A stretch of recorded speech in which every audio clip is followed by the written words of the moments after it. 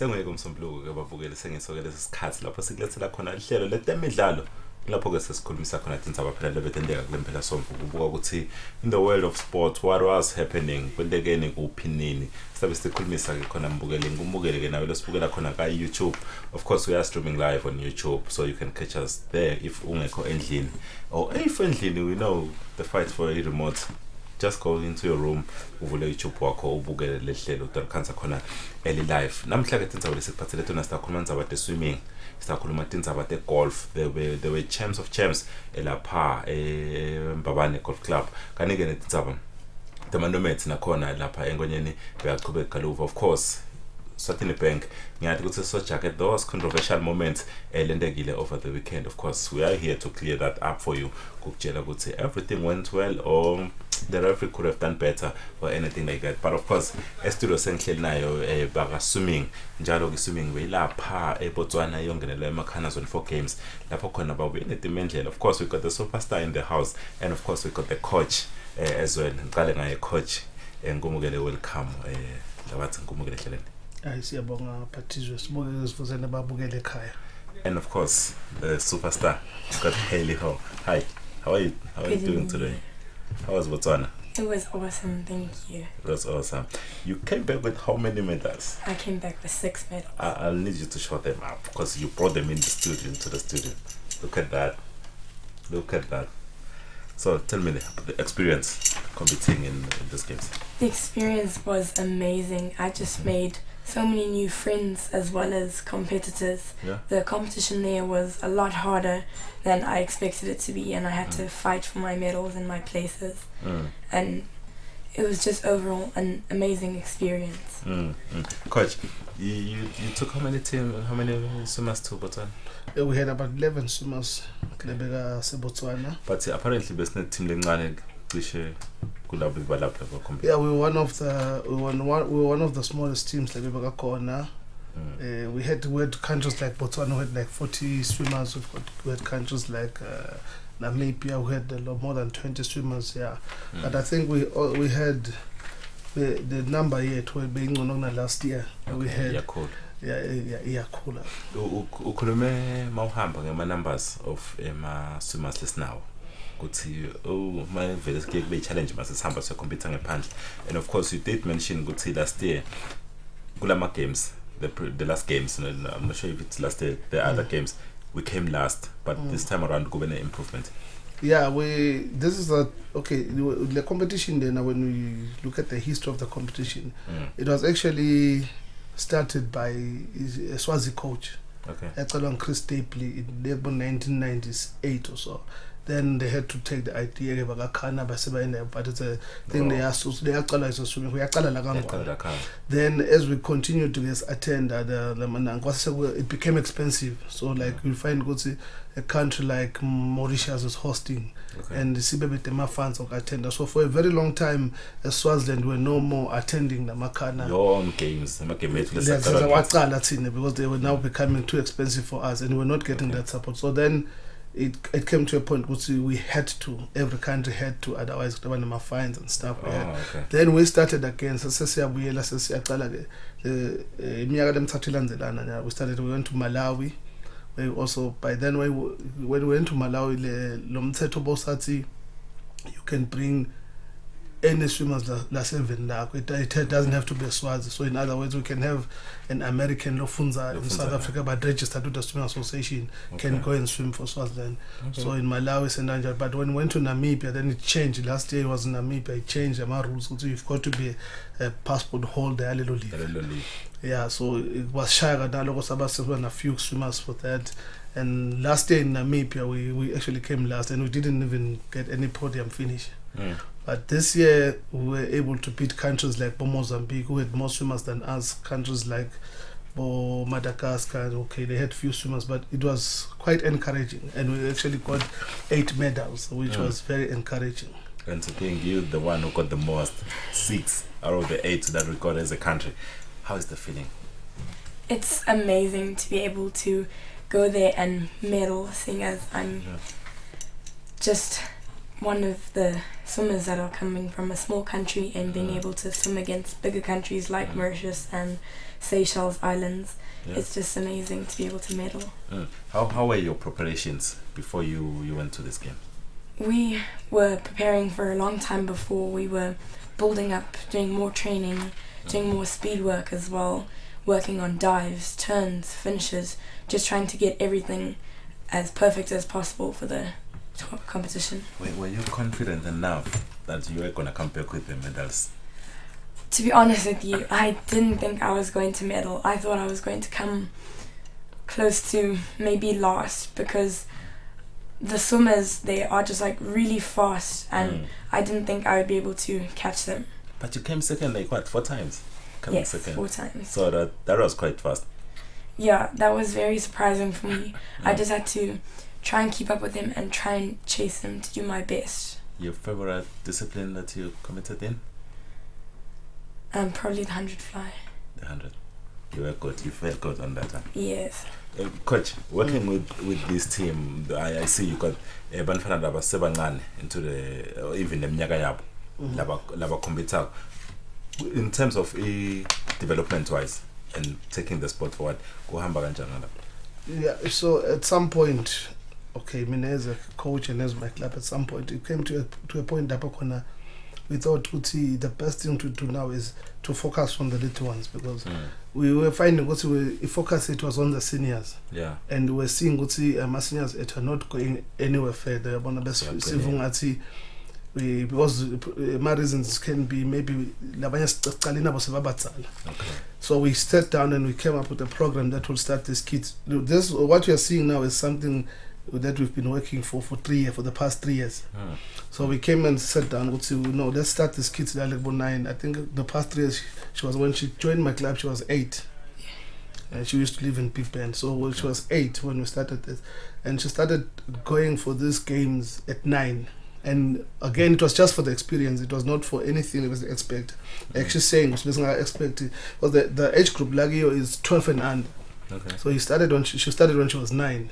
That was just for the experience. 10 again was for experience.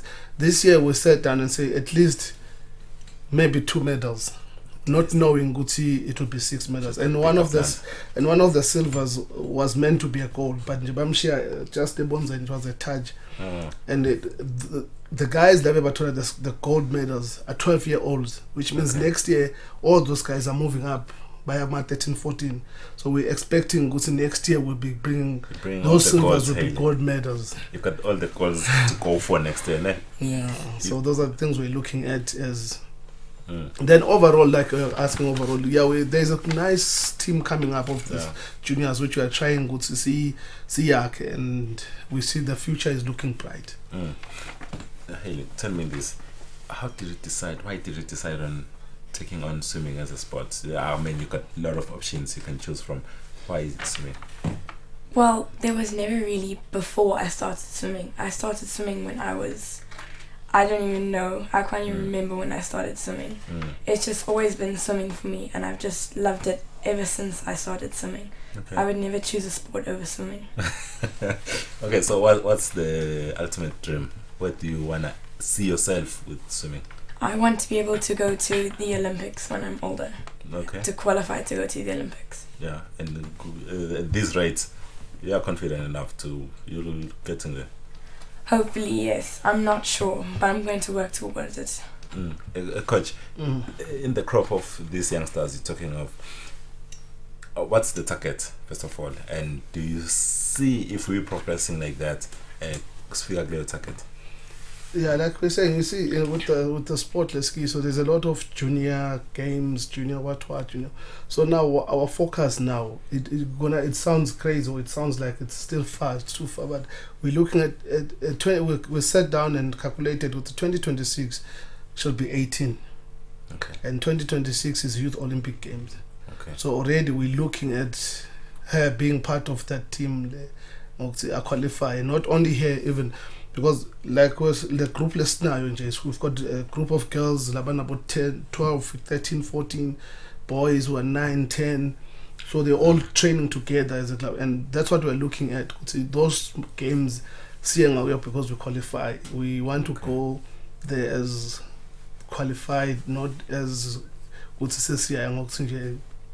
the space. So that's what we are working, and that's what we are trying to instill in these youngsters, and just showing them the bigger picture. They can do it. It's possible. Yeah, it's possible. And the way it's going, it is, because if you look at their times, you can look at Hayley's times. You can see she's close to South African junior champs. We always compare with South Africa, and in South Africa, if you swim junior nationals, which means we are one of the top juniors in the country. Okay. So she's like a second or 2 seconds in some events away. Okay. So it's possible, it's working, and I think we are getting there. Hey, how's been the support from the parents, your siblings? My supporters have been amazing. My mom and my granny and my grandpa, and especially my coach. I just want to thank them all for just being there for me throughout my journey in swimming. You do understand, because this is just the beginning. You're expecting more, no pressure, or expecting more from you. Yes, and you definitely. can take that. You can take that pressure in, right? You are a superstar after all. You got what? 8 medals alone, coach. Now, here is Hayley. We're talking of qualifiers, Olympics qualifiers. There are Tokyo Games coming up. We got Bo Robin Young, we got Bo Smanga. How is that coming up about the qualifiers? Are they going for the qualifiers, or are we missing out this year? We still have some competitions to do for qualifiers, but like I'm saying, it's quite tough for them at the moment. Like the reasons, there are some reasons. Swimming is not just for 2 years or 3 years. It's a process. Yeah. Because if you go back to those top guys and trying to find out program when they were 8 years old. Yeah. You see, sometimes you find you get swimmers who are already 13 or 14 or already 18, and by then it's a bit late. Okay, something can happen, but unlike someone like Hayley would start at 8 and at 10 already program, let's see, and we are seeing the results. So that's why we thought we're going to sit down and say, okay guys, we group them, we put them on an 8-year program, because we've been doing a lot of shortcuts because of lack of this, lack of facility, but facilities. I mean, universities there with the heated pool. We can't now say city heated pool in winter. Now we swim in winter, so that's the thing that we're trying to build now. By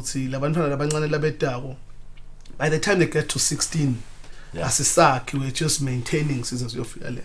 So Tokyo, we've got 2 guys who are preparing for Tokyo as we speak. For the qualifiers. Hey, I'm counting on you to be the first one to go to the to qualify for the Olympics and get a podium finish. Yes, hopefully. And if you continue like that, that's achievable, right? Yes, definitely. Thank you so much, and congratulations for once again. Thank you so much for having me. Coach, siyabonga kakhulu kusibonga wena sister. No, siyabonga kakhulu Pathiswa. Sibonge we swimming, of course. It's not every day that you see athletes bahamba compete with medals, of course, and we expecting more from Hayley. No pressure, no nothing, but we are expecting more. Sitha khona lo ke hlelo mbukeli lapho sesihlangabetha khona Linda Master Dlamini atositshela ukuthi eGalvin bekwenteka over the weekend, because there were 2 days in a row lapho khona bekhala khona emidlalo yegaluva. Of course sitamhlangabetha Linda with this just short insert here, Champs of Champs le ichubeka lapha eMbabane Golf Course.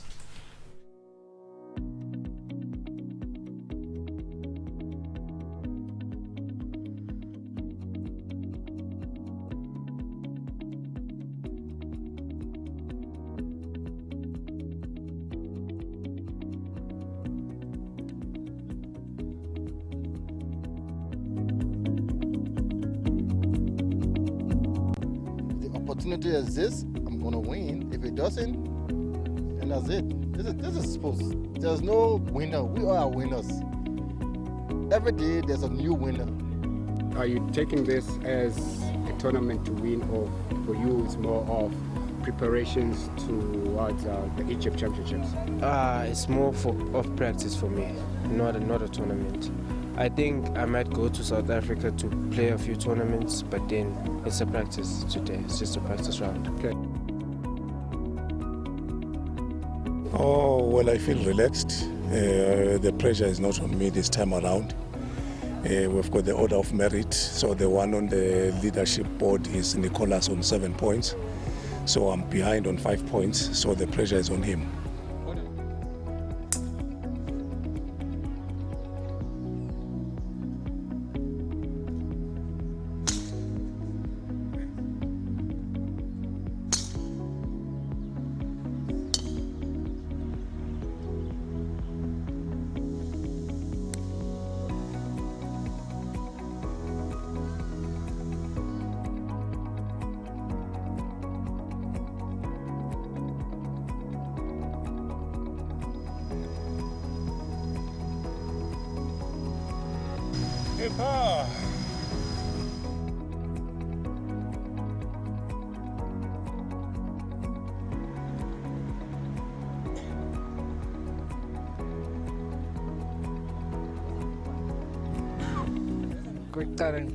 Ngicela ngibonge baba wami for isupport langinike yona and ngibonge ama-nomads Eswatini for ukusupporta as ama-juniors.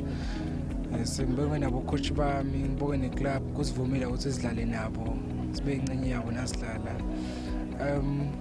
Lengingakusho nje ukuthi namhlanje kulanga lelihle kakhulu, ngidlale kahle kakhulu, kude ama-mistakes langana ngilengendile akhona lapha nalapha but overall ngidlale kahle.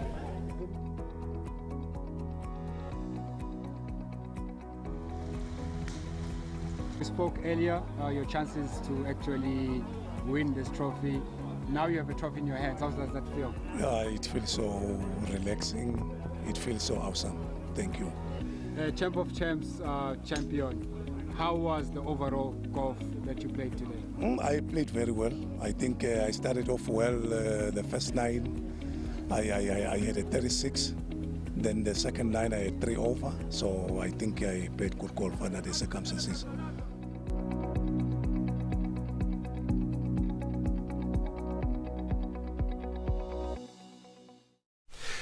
Shaya kanjalo ke igaluvo lapha ka MTN or it's Champs of Champs master. Ngina master Ndadlamini estudio tasitshela kabandi. He knows better about the galuvo because I always say he's the master of sports. He's always there everywhere. Anywhere you find him. Ngomukele Nkosi. Ngiyabonga phathizo kungusala ukuthi ngibele la ngivusele imali yelview yasekhaya. More especially naba laba sayahlelele igolf nyalo kuva ukuthi Champs of Champs hambe kanjani. Master, we see the usual suspects. We see Kenneth Kambula again coming up top ku Champs of Champs. First of all, mchazele, what are the Champs of Champs? I-Champs of Champs phathizwe idlalwa ngisho ukuthi ngilabadlali kahle kula ma tournaments la dlalwa monthly because igaluva siyade ukuthi ngabekisa nje ngibekise ukuthi ngala mhlambe labanengi labajwayela ibhola kuba ne Champions League. I-Champions League ke siyade ukuthi emave ayangiqualify ngokwehlukana siyade ukuthi eNgilandi kuba na 5 la qualify le Champions League ngala galuva siyade ukuthi nangabe udlale kahle maybe January wadlala kahle wabanga wawina number 1 then number 2 wasentu bena 1 point lokubitwa order of merit. Order of merit, yes, order of merit. Ukusherana ngala ma point then February nakhona kanjalo lalaba winile then nalalaba nakuze ama point lamanengi labathola ama point lamanengi then bese seke hamba ke sebaya ku Champ of Champs sekuhlanganiswa bonke labadlali labo because siyathi ukuthi lo mnyuta tibuta athi because tinyanga ting 12 sikase ukuthi ngabe kuna 12 uma golfers lapha but njengoba sengishilo ukuthi kuthathwa laba qualify labathole ema points lamanengi bahambe bawudlala iChamp of Champs. Kenneth coming out top again defending the same title like we needed the previous year. Kenneth ungathi ufuna kuwina konke uyakhomenzela angathi noma kwentiwa ukuthi imbabane phambi competition kulalabanye nalokuthi mhlambe badlalela lapha but bonke abahlali badlalela khona he's just the captain lokusho ukuthi uyabona bambekelana ukuthi captain ngicabanga ukuthi is leading by example. Every tournament uya atitshelile ukuthi ufuna kuyiwina and nalena uyiwinile sibona belishisa ke phathizwe ngimgcibele kuseni lasa nje vele kwashabo 8 vele lishisa ema golfers bekavele sakhona lapha kusukela ekseni abo 6:30 lengicabanga ukuthi uyayibona le dedication nale passion kulama golfers incumbi yawo and noma ngabe bakuma teams lehlukene uyababona nasebeta ku break beta to basibadla nale abajake kubuyela abajake kubuyela uyabona le ndlela these golfers laba motivated ngayo noma laba ne passion ngayo golf. But then again, master, kuna this another superstar, of course, Qiniso Mkhonda. We had him on the show. I mean, boy is amazing. Again, ucetha besikhuluma ngaye nyalo ukuthi uwine emark. Nyalo sikhuluma ukuthi uwine the Masters, the first February Masters. Uwinile. The boy, I don't know what to say. Ngaqiniso ngicabanga ukuthi is a superstar. He is. In fact, every tournament like idlalayo because le February Masters beka ngisho ukuthi onke lama tournaments lawadlala kulungiselela ke Egypt siyakhumbula ukuthi sekudutana ukuthi baye Egypt. So every tournament uyambona ukuthi uyithatha serious kanganani naye ngaba nesithuba ukuthi nakabuya e-break in asayothola emanti lapha bombona lokuthi lo mumvu wenda invite turns the smile we know with a soft spoken guy but the smile lapsoni bakhe every time nakadlala igolf. I want to say, master, I think even his nature, the big frame, it gives him confidence because I play bobabe but in terms of structure, so I cannot lose against him. Uyambona ukuthi naye ngicabanga ukuthi wakhekile is the right guy kudlala igaluva and njoba sengishilo ukuthi na wenda involve ithandzako kufana ne hobby uyabona ihobby involve yenda nje uyabona ngikuthi uyayithanda ngicabanga ukuthi kuye should watch out Kenneth 2 years kusuka nyalo ngicabanga ukuthi vele the likes of Kenneth but I just hope he's aiming for going pro because we've seen others going pro with Jamie Pennington. They are pros now, so he's on the right track. Go figure there. Master, engonyeni wena khona bekwendeka eGaluva eManomads bekane tournament yawo.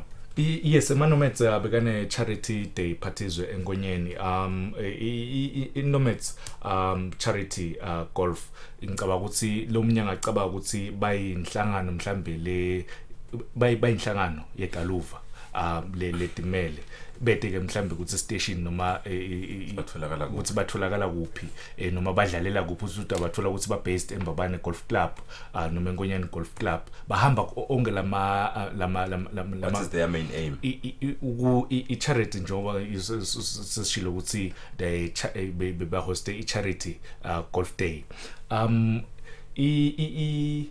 nabahamba la kulama onke lama golf nakozi lang 7 because njengoba ngishilo ukuthi bede labahlala khona nabahamba onke lawo ma letindzawo Ngonyene Mhlambanyasi eZulwini Mbabane bahamba konke bese sekuba nale nomads national day bese sekuta onke lamave ladlalwa lama nomads golf day uyabona sebahlanganisa sekuba info yinye then bona ke babe sebakhetha letinvo ukuthi bayakudipha ikolo bake bavakashele nje ikolo bahambe bayo donate lokho labangakudonate info lesikhuthathayo ke phatheza ukuthi every sport ngicabanga nje ukuthi iGaluva they are on the right track ukuthi every sport bahamba baye etikolweni bafike ba donate lokho labakudonatayo le nakhuza le Manomads adlala every month yes then bese sekuba nale national Nomads day once in a year.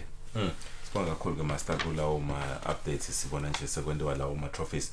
Of course we gonna continue with the show lapho khona singakabaleka kakhulu master we gonna welcome Zwakele Simelana to sichazela ku Eswatini Bank ukuthi kuhambe kanjani nganibona benikhona stadium and I always like it when I have two different opinions in the studio and I thank you ukuthi na wabonani yena wabona ini because there is a big debate we're going to tackle as soon as we come back, but of course Zwakele samhlangabetha with this short montage yayo in Nomads charity event.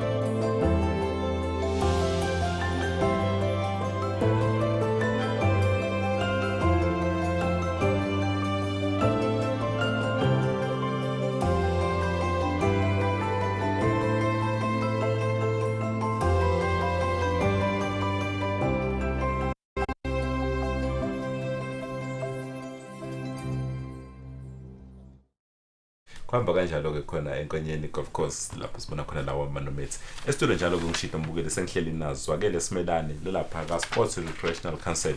Lo ngisho ukuthi kwaba nebhola kwaba netemidlalo dawubona zwakele sekathiyele dawubona zwakele sekathiyele and of course as the norm la weekend besinaye lapha enkundleni tetemidlalo sibuka khona ukuthi kuhamba kanjani simelane angumukele hleleni.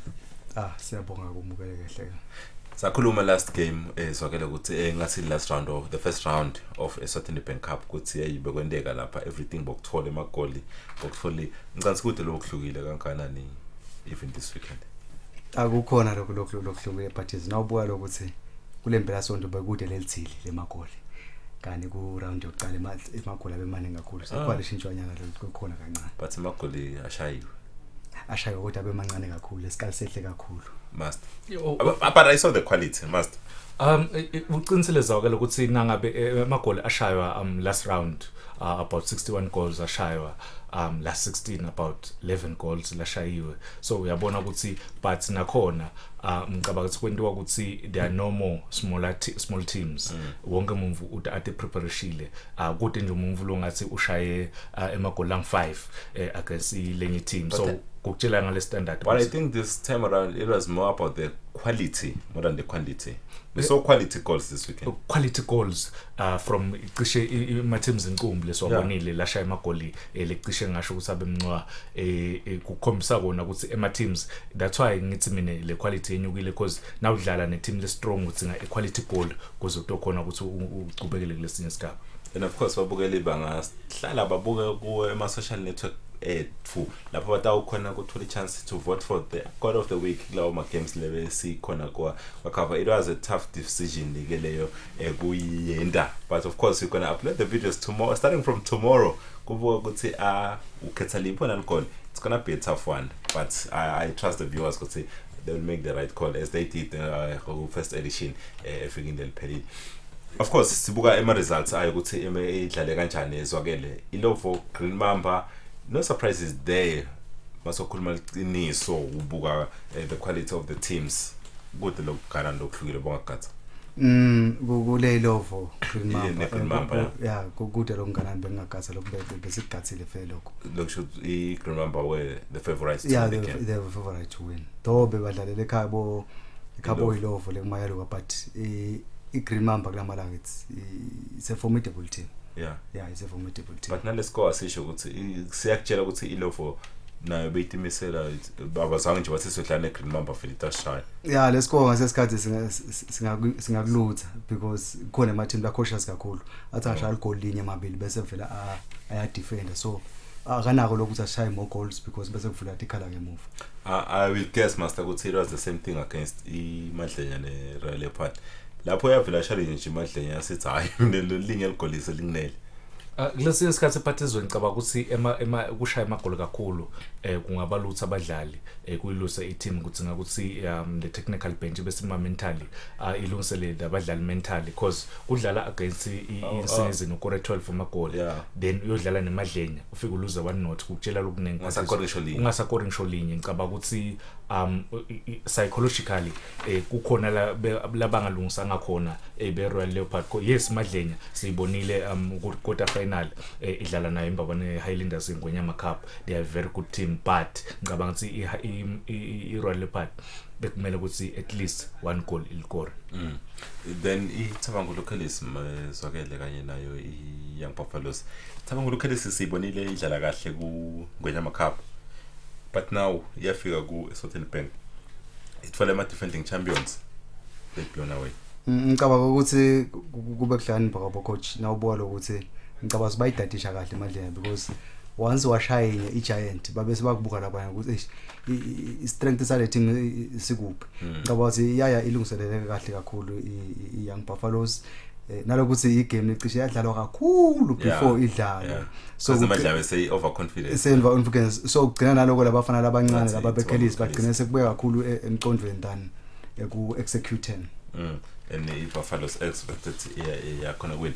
And we got Milling Hotspurs against Itambuti again winning more penalties 2-1 master. Sakhumbula ukuthi na kulenye round bake bawina kuma penalties but iThambuthi ngicabanga ukuthi they are doing the right thing ku progress because kunga concede against i-team lodlala nayo ku Premier League ngicabanga ukuthi number 1 lokho invo lenhle then kuya kuma penalties abaqale kufika kuma penalties bawakora nalabanye against lalamanye against 7 Dreams ngicabanga ukuthi Teresai there's something laenda kahle kuThambuthi because labadlali labanye babo sebakhulakhulile awukhuluma ngabo umuntu bakhulile but experience ngicabanga ukuthi uyakhona lokubadlalisa and imvula emcwa kakhulu njengoba senjilo ukungaconcede igoli.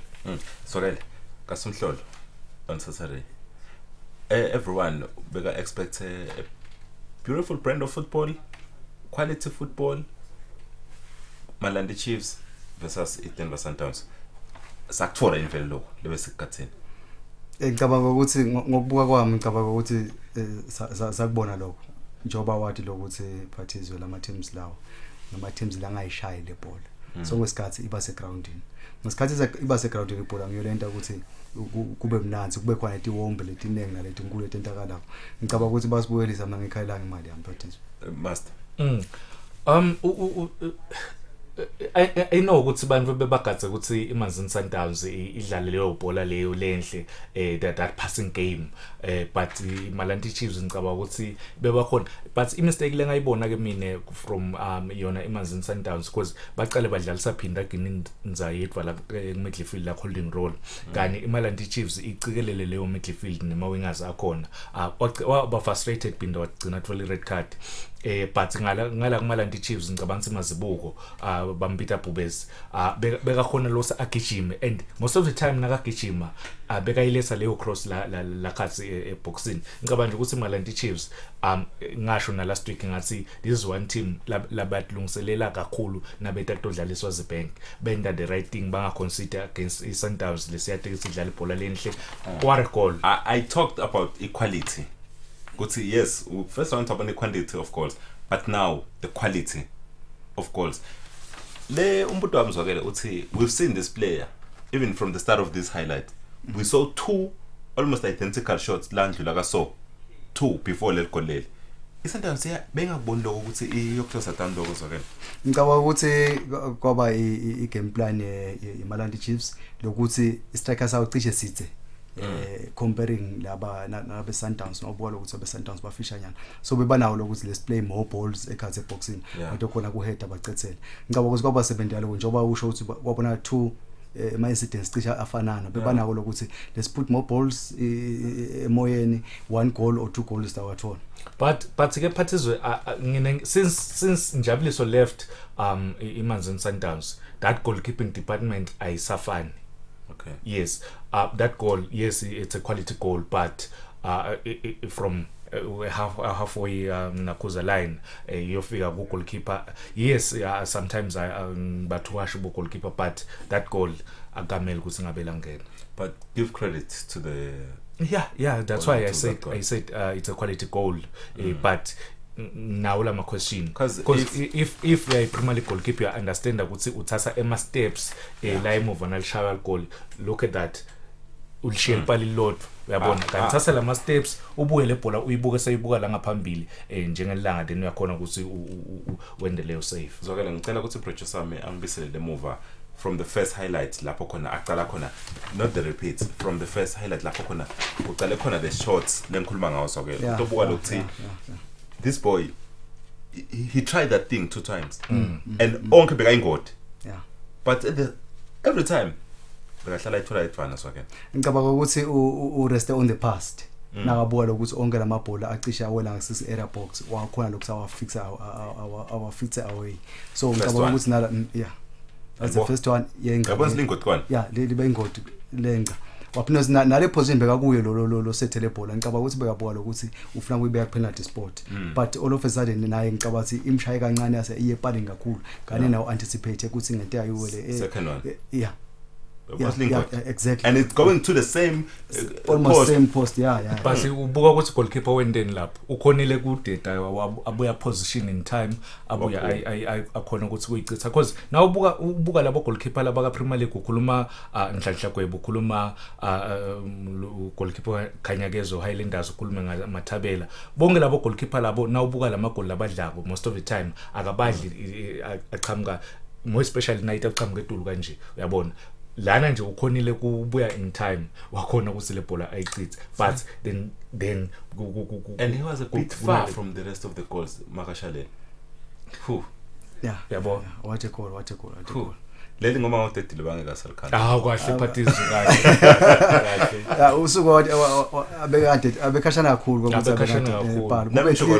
bebala ngekhathi kule 6 area angayile penalty spot ngicabanga ukuthi abeta. And if you look closely, he was going for that ball. What decided later to time and then he fall and jig, which was late as calculation. Yeah, calculation. Ngiyoleke kakhulu Phatizwe ukuthi nangabe goalkeeper bashaya ibhola from that angle.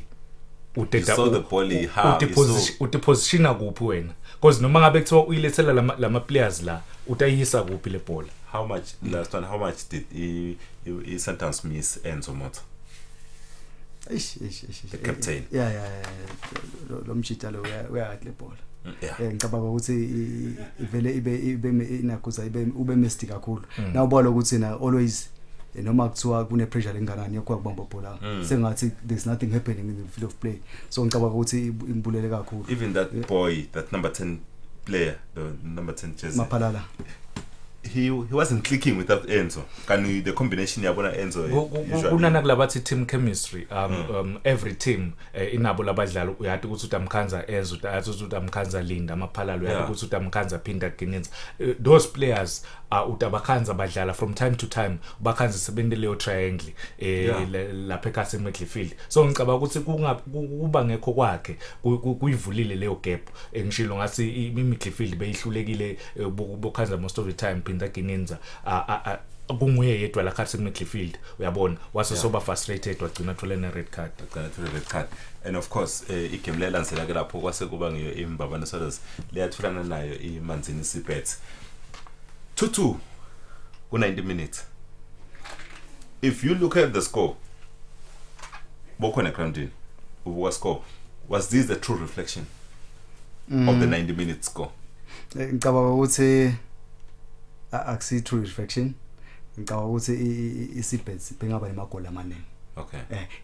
Imbabane solos beyidlala lebhola but now ubuka lokuthi mangake emathuba leyawathola goalkeeper waseva ngakukhanza ukuthi waseva kancane kunalo that is lamathuba owateka beka mancane kakhulu from Solos part. But lo Sibet ngicabanga ukuthi athola amaningi kakhulu iSibet. Sibet got ema clear cut chances but before we go back another quality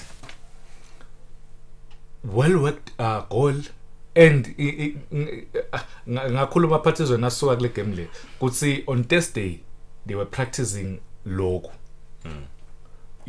logo Phatizwe ngeke ukuthi kwenteke ngechance they were practicing logo was amathoni ashaya ngwandela amakhona wehluleka 3 times wafika wanda first time wayishaya cards loku nje ngicaba ukuthi invo lenteka ejimini it was their game plan because we had to ukuthi most of the time sambona nathoni ukuthi wazama kushaya about 7 noma shots angaphandle kwelibhokisi but uyayibona ukuthi bonke abadlali beSibet bangena ekhasi boxing then kudzinga munye an experienced player a clever player kuze abuye la kule D-line igreen number ihle ikwenda lokho ngamkhonto because unayo le lawo mashots lawo nawanda is very good nakala ngaphandle kwelibhokisi ngicabanga ukuthi leli goal lela lakhiwe lasha kahle very good goal le execution ibe inhle kakhulu.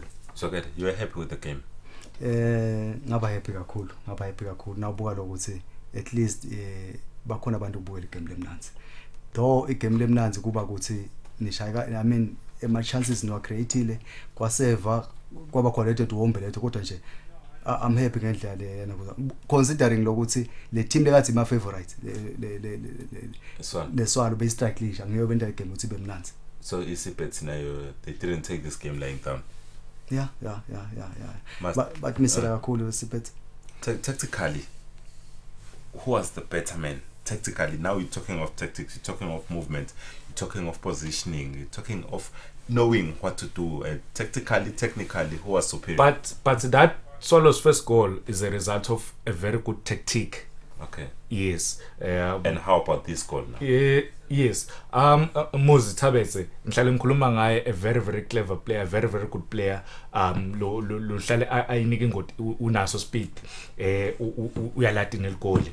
Siyakhumbula nabanyuka ka first division ukuthi waba player of the season. Esengicaba ukuthi this pass leyangena ngakuye. But again, utibuta an experienced player lo njengamabila akhohlwe Muzima. Who you've always insisted master ukuthi abambisele ku number 2. Yes, but the problem on the day it wasn't Mabila. I must say ukuthi Mabila usuka most of the times because besawabonile ama mistakes a number 4 wakhe a number 5 wakhe enzabanzaba lebe kadlala I right center back, then uzama ku cover kuthi to cover la ngekhathi walahlekelwa I positioning. Yes, I mistake siyasho ukuthi vele ligoli ngena ngakuwo, but sorry, I'll want my producer to repeat that yes, shot. Yes. That goal from me. From where I was sitting, I thought Tabetse was inside of Mabila. That's why. So Mawulu's position mhlambe bomele ukuthi abe wide Muzi benga kuphi bengekhathi not ngala ngaphandle beka sembe kwakhe sho beka mguidile bomele ayiblock leyo ndlela. Phathizwe baye badwebe nama line nawa uyabona lelikona le 6 area box. That's where a number 5 lekumele ibe khona. Then ngale ngentasi kancane kwe 18 area, then kumele ukuthi kube na number 2, but wamkhanza number 2 asangenela ngekhathi kusho ukuthi bekunenkinga ku number 4 uyabona, because nobuka nje ukuthi two center backs Nzaba and umbani Kingu Pemba uyabona ukuthi bayamena kanganani. Zokele, who was supposed to be picking Tabet? Was it a central defender or a fullback? Sorry, master. Sorry. Right fullback. Akangeva phathizo ukuthi ngithini. Ngithi most of the time isibhethi bethina iattacker nayingena la kunzabanzaba imkhanze ukuthi unema mistakes. Hence Mabila most of the time bomthola ukuthi uhlala ogadze ema mistakes anzabanzaba. Yes, udlala 2 ma positions. Sothi yena umela emkhathini. Ugadze ukuthi nayitangala kunzabanzaba ngiyamsita. Nayitangala ngakimi ngiyamaka. Bekuyi position yakhe. But lapha yamkhanza emela emkhathini afuna kumakela nzabanzaba atimakela naye. You agree with it? No? Ngicabanga ukuthi imiseke ba kumabili. Sakuthi le build up.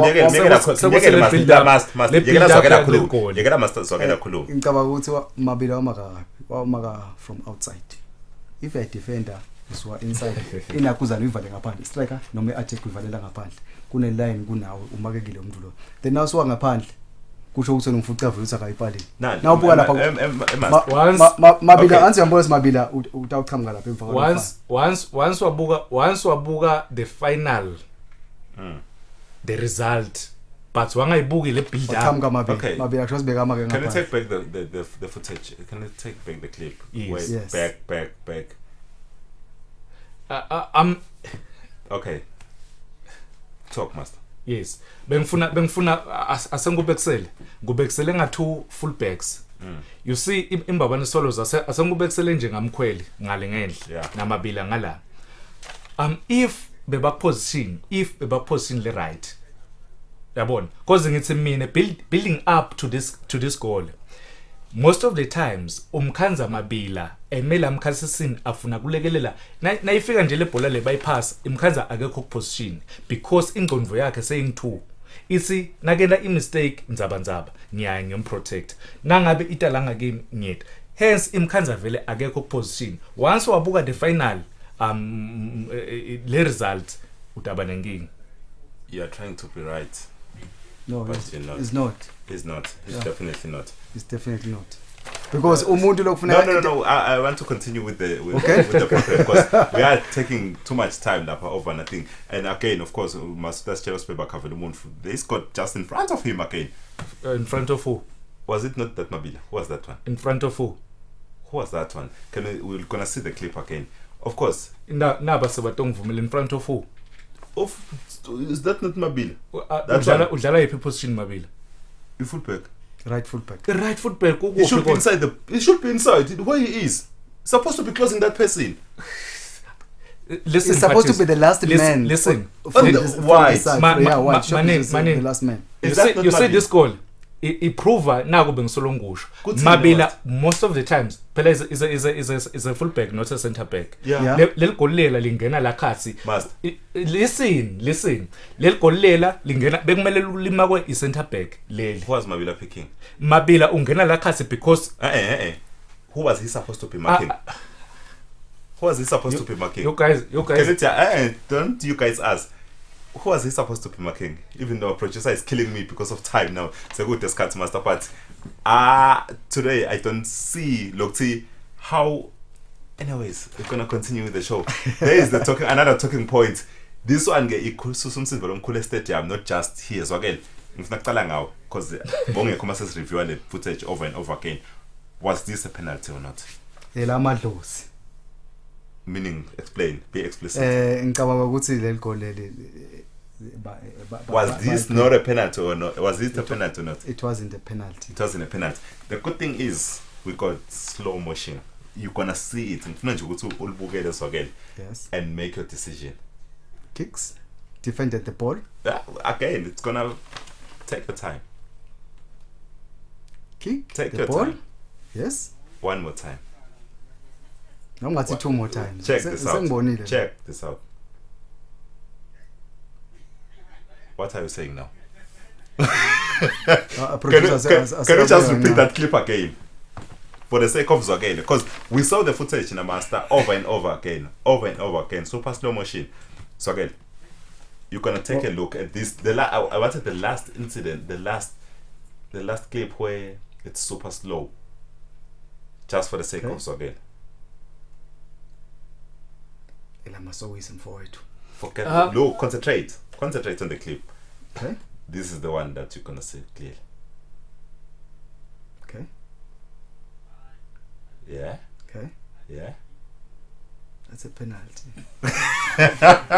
Now you're changing your tone. Yeah, I'm changing my tone. So give credit to the ref. That been confused. I'm confused. Ngesikhathi lapha lamasokisi abesafana exactly. Sengiyabona ukuthi amasokisi lawa labovu lo ngalokuphelela khahlela wala. I'm waiting for you, Rafael Zwagele, to give credit to the ref for spotting that one. Spot we always on. give spot on. Nalo bobuka vele kungekho lokuhamba kancane slow mo. You see Zwagele. You see Zwagele. Bamvu ibhola uyathi usibayibulele njani. Base bangabona kwekuqala bangabona ngala mehla inyama ngihlala ngithi mina akubona ngamehla inyama ku comment akusebenzi because most abantu bathi that was not a penalty but naso ibukela so repeater in fact for the first time ngiyibona sinaphathizwe we said penalty. We said that was a penalty. Yabona. But kunemumvu lesamcela ukuthi sicela to review wathi angigcine kuyibona bekungasi penalty. So uyabona ukuthi bamfu ibhola bayilimata kanjani because bantu labanye bahamba banengcono ukuthi Rafaela wenda penalty but that was a penalty. That was a penalty. Yes. And these are penalties again. Lapha sabona khona Shaya and of course another goal penalties. I honestly thought Kutumasebangwa penalties Swallows stood a better chance to go winner because Bana Sandanezo. Yeah, it's a plus ngokuthi Bana Sandanezo. Kwesibili lokuthi ngibona bagcinela ukushaya igoli ba motivated bane momentum. Yeah. Obviously gcina sekubani advantage ekugcineni. Awubuke labadlali abaqalile ukushaya bembawona Swallows parties ukuqala Tony kulandzela Wanda kulandzela Mabila kugcina Mkhwele. Experience. Yes, Mabila missed the penalty, but those players are experienced. Ngicabanga ukuthi lapho baba spot on ngokuthi baqalise those players. And that resulted in Tumbabane Swallows going through to the last 8 of the Eswatini Bank. And of course, again, Mabila there scoring that winning penalty. Mkhwele is to say, scoring that winning penalty. Swallows Eagles 8, and of course on Sunday, Bignala Manyema team that had to claim their spot. La Pangula's 8. Of course, I feel like Master today we need more time. Of course, all the games over the weekend. With this moment of silence, Swagel. ukhumbula yena coach Bhatala. No siyakubonga lo ukuthi egcina kwa konke sihloniphane noma kuthiwa usuka kuliphi live noma kuthiwa wayiphi inkolo but nabe sekanje siba ifamily football after all is yasihlanganisa. Yeah, ifootball yasihlanganisa sibe ifamily inye siyaqhotela lokho futhi siyakukhuthaza usikwentena nangalinye la. Moneni Pirates Black Swallows master. Quality of football, the brand they were playing, the goals they scored to the on the day. Were you happy? I was happy. I must say. Good umuntu bengacabanga ukuthi Black Swallows ngayinika igame le kanjena Moneni Pirates bayinika igame but experience yabe sesiya counter because now ubuka this goal good umfana say the word quality goal from an experienced player uyabona seasoned player yena Menzi Makauka Simelane lengicabanga ukuthi nawubuka on this day kwakora 3 goals 2 ashang Makauka 2 ashang Fash onke lamagoli lawo ashaya experience yes sho ukuthi kulamanye ama games nakathafu ayidzinga experience ngishilo ngathi iBlack Swallows yeda kule game lena iqinisile bonge ucabanga lo singayinika tough game then there was Fash. Say the word ngishito masicala quality. Yeah, go equality ibhicena importance. Yeah. Shothi important goals. Yeah. Akolwa ngema experienced players. Now ubuka nje lokuthi lapha Fashi sebantu laba eja kwebholeni. So bona siba specialize for set pieces. Yeah. Vele batakunika something. But they doing that well. Work rate seyehlile. Nakuthiwa ama set pieces they come on board, they do the business spot on. And for ukuthi imoneni again Makauka was there to pull them out. Say yangase maphetheleni game. Makauka wathi ukhona yini? Lo wancaza Makauka emaranza Makauka afane we striker. Nawubuza Makauka khona lapho khona wagesha goal khona ngenhloko. Ngendla bekaphuma bongafika ukuthi wona he was an offside. No, timing on the day Makauka was spot on.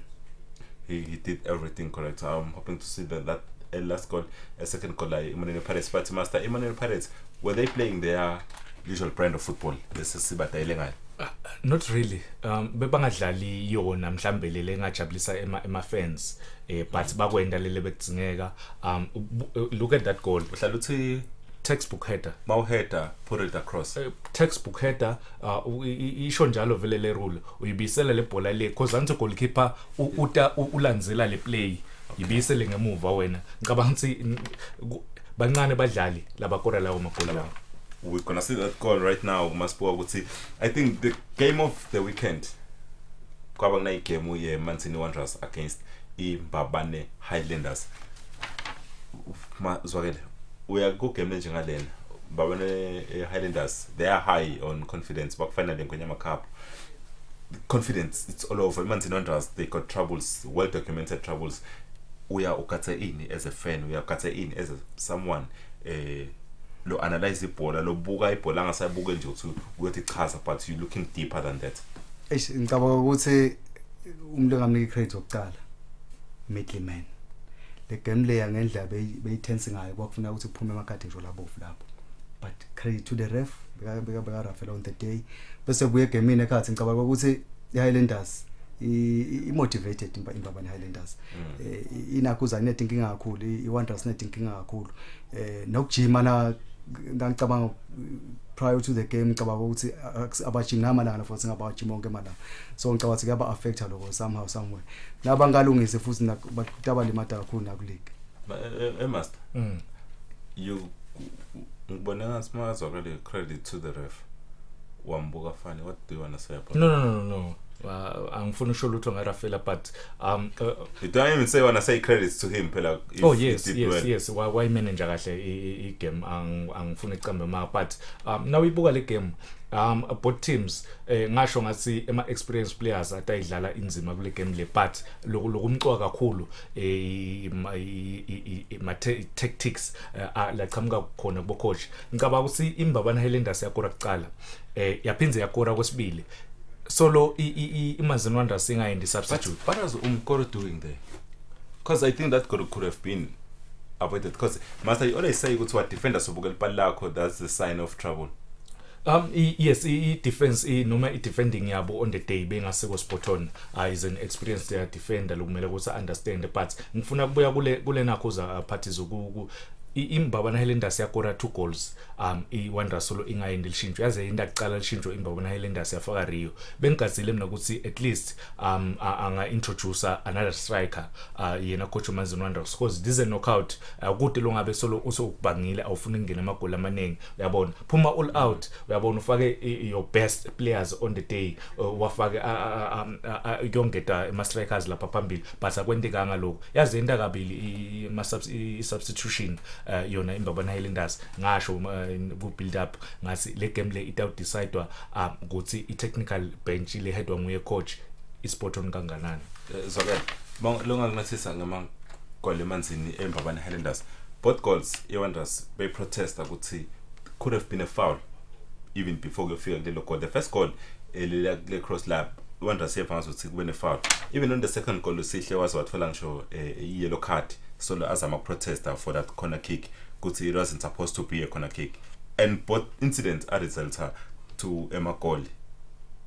Ngawase party kukhona into le longeke sokuthi uthishintshe bholeni once waqala kubuka letinye izinto letingaphatheka nokudlala kakhulu wanakale lama departments yabo Rafael bese ka confuse because sonke isikhathi umdlalo wahlangana baphela umdlalo noma angena genuine goal noma ungashaya center baphamisa sandla hey Rafael then what so ngicabanga ukuthi lona abayikhipha le mentality ukuthi kufuna aba protest against iBorafela ukuze babentele ama favor ngicabanga ukuthi bangadlala kahle if you are a player do your job naBorafela bayekele bento umsebenzi wabo because it gets confuse abanye badlali Wanderers quite enjoyed ukuthi I scored first half because they created most of the chances. They were not clinical. They hit the post. Yeah, they were not clinical. Scored a goal. They were unlucky. Yeah, I'll say that. Yeah, they were unlucky. They were not Don't clinical. take that. They were unlucky. Yeah. Your highlights for the weekend?